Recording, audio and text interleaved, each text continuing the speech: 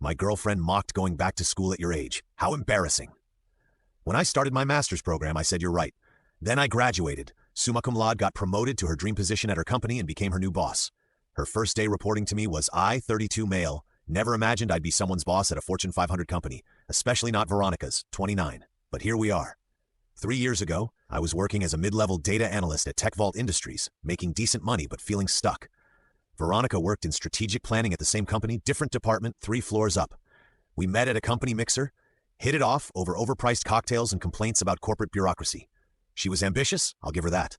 Always talking about her 5-year plan, her trajectory to senior management, how she was going to be VP by 35.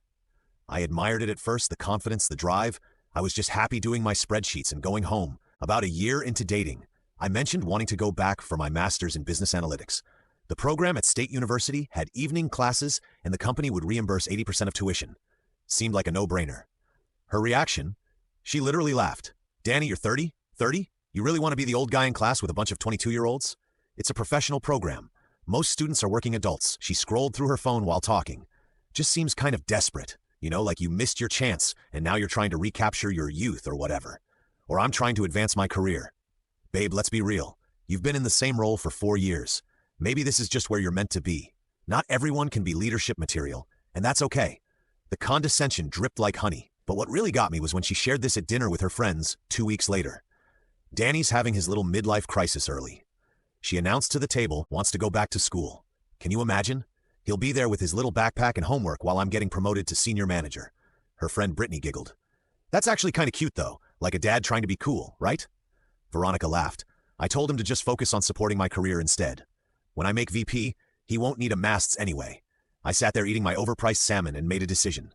You know what? You're absolutely right. She patted my hand. See, you just needed perspective. I enrolled the next day. Update 1. The first semester was rough, not going to lie. Working full-time and taking 3 courses meant I was exhausted constantly. Veronica made sure to remind me. You look tired, babe. Maybe you should drop a class. I'm good. It's just I'm worried about you and us. You're never available anymore. Last night you missed Brittany's engagement party to study. I had a final project due. She sighed dramatically. This is what I was afraid of. You're letting this little experiment affect our relationship. Little experiment, that's what she called it. Meanwhile, she was thriving. Got that senior manager promotion she wanted. Started managing a team of 8. Every dinner became a TED Talk about her leadership philosophy and how she was transforming the department culture. One night she found me studying at 2 a.m.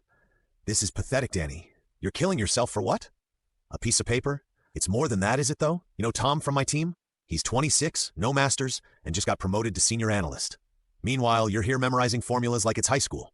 She wasn't wrong about Tom. Kid was smart. But what Veronica didn't know was that my statistics professor, Dr. Hoffman, was a consultant for our company. He'd noticed my work, started mentoring me, started introducing me to people. Keep at it, Danny. He told me after class one night, your applied project on predictive modeling. I showed it to some friends in industry, they're impressed. But I didn't tell Veronica any of this, just kept my head down, kept studying, kept taking her condescension with a smile. The worst part was when she'd introduced me at company events. This is Danny, my boyfriend. He's going through a bit of a phase. Decided to go back to school. We're being supportive, aren't we? The pity looks from her colleagues were awesome. Really great for the self-esteem. Update 2.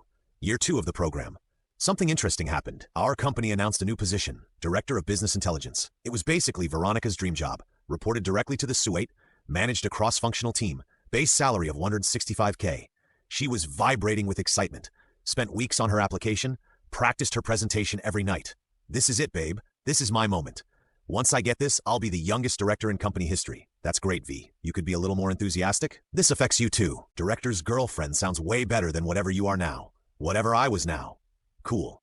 What she didn't know was that Professor Hoffman had recommended me for something else. A part-time consulting internship with Aperture Consulting, the firm our company hired for major strategic initiatives. It was supposed to be for PhD candidates, but he pulled strings. I didn't tell her. When I had to leave for consulting meetings, I said I had study groups. When I was building comprehensive analytics frameworks for Fortune 100 clients, she thought I was doing homework. The managing partner at Aperture, Diane, became another mentor. You have a gift for translating complex data into executive-level insights, she told me. Ever consider consulting full-time, maybe after graduation? Well, we have relationships with TechVault. Lot of movement between our firms. Keep that in mind. Meanwhile, Veronica's interview for director was approaching. She practiced on me constantly, even though she made it clear she didn't think I could really help. Just pretend to be an executive and ask me hard questions. What's your approach to integrated data governance across disparate systems? She blinked. That's what just ask normal questions, Danny, like about leadership and synergy and stuff. The interview was on a Thursday. She came home devastated.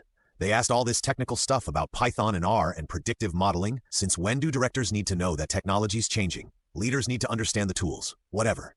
I'll get the next one. She didn't get the job. Some external candidate did. She spent the next week calling it politics and boys club BS. Update 3. I graduated in December. Summa cum laude 4.0 GPA, but I didn't come to the ceremony. Babe, it's just a master's graduation. It's not like it's your PhD or something actually impressive. Plus, I have that strategy retreat. The strategy retreat was at a local hotel. But okay, what she missed was the Dean's Award for Excellence. What she missed was the 3 job offers I received that day from executives who attended. What she missed was Diane from Aperture pulling me aside. So interesting news. We're being acquired by TechVault. They want to bring our expertise in-house, and they want me to build the new business intelligence division. My heart stopped. The director position that was posted that's being restructured. They want something bigger, a VP of business intelligence overseeing 3 directors. Danny, she smiled. They want me to recommend someone. Someone who understands both companies, has the technical skills and the strategic vision. Diane, I'm just finished with a perfect GPA, plus 18 months of consulting experience with us, plus 4 years at TechVault with stellar reviews, plus recommendations from every professor and client you've worked with. I couldn't breathe. VP. But I'm young. So what? You're brilliant. And more importantly, you're ready.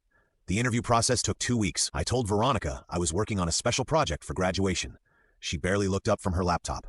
That's nice, babe. Hey, when you're done with your little project, can you pick up my dry cleaning?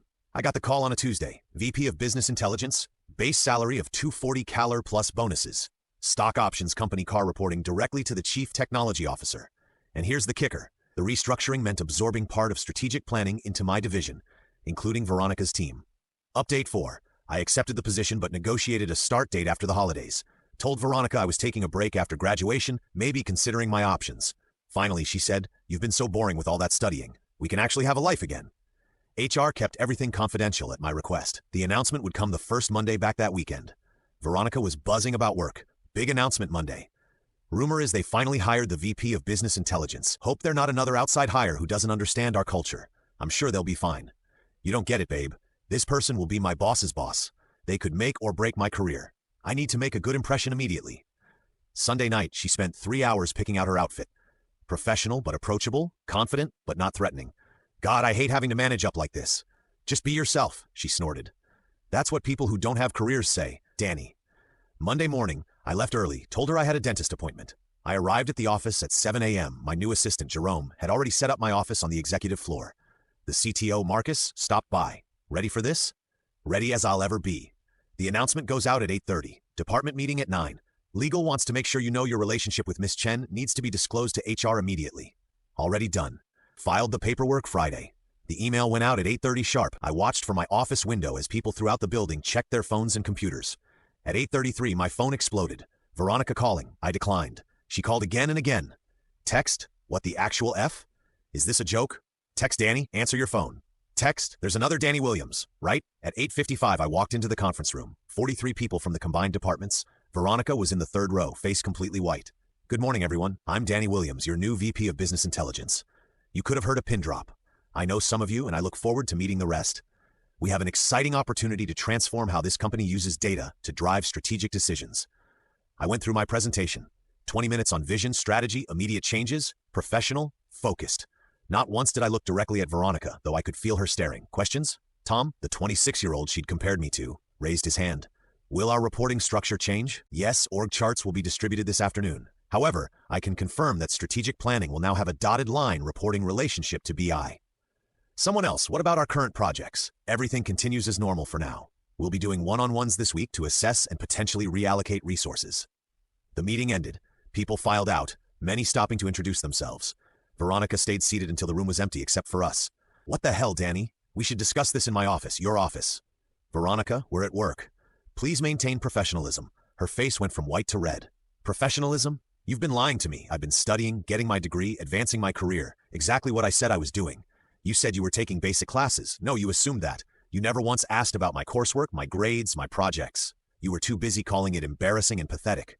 She stood up shaking. So what? This was all some sick revenge plot. No, this was me investing in myself while you mocked me for it. The fact that I'm now your boss's boss is just ironic. We're done. You know that, right? We're so done. I figured HR has the disclosure paperwork. We'll need to maintain professional boundaries regardless. She stormed toward the door, then turned. You planned this. You deliberately humiliated me. Veronica, you humiliated yourself. Every time you called my education embarrassing. Every time you introduced me as going through a phase. Every time you told people I wasn't leadership material, I was trying to be realistic. No, you were being condescending. And now you report to someone you thought wasn't good enough. That must be what's the word you used? Embarrassing. Update 5. The breakup was immediate and messy. She moved out that night. Showed up with her brother and Brittany to get her stuff. Made a big production of it. 3 years, Danny. 3 years I wasted on you. If you're loving this wild tale of karma and drama, hit that like button and subscribe for more heart-pounding stories straight from real life. Your support means the world. Okay, you're a manipulative sociopath. Okay, everyone at work thinks you're a snake. That's interesting, considering the dozen congratulations messages I got today. Brittany chimed in. You should be ashamed. Dating your subordinate is like harassment or something. We were dating before I became her boss's boss. Also, she's not my direct report. Also, everything is documented with HR. Also, please get your facts straight before making legal accusations. The brother tried to get in my face. You think you're hot stuff now? I think I'm someone who worked hard for 2 years while your sister belittled me. Now please take her things and leave at work. It was interesting. Veronica immediately requested a transfer to another department. Denied. There were no openings at her level. She then tried to go to HR about our hostile work environment. HR's response. Mr. Williams has been completely professional. He disclosed the relationship immediately upon accepting the position.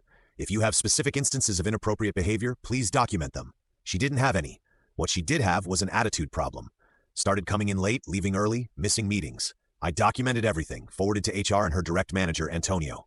Week 3, Antonio came to my office. Veronica's performance is becoming an issue. I'm aware. How would you like to proceed? She's talented, but this situation, it's affecting the whole team. Performance improvement plan, 90 days. If she can't maintain professional standards, we'll revisit. He nodded. Fair. Danny, for what it's worth, the team respects how you've handled this. You haven't badmouthed her. Haven't retaliated. It's noticed. Meanwhile, Veronica started a whisper campaign. Told anyone who'd listened that I'd manipulated my way to the top. That I'd used her for inside information. The problem? People had eyes. They saw me earning my degree. They saw my consulting work. They saw the improvements I was already making to our data infrastructure.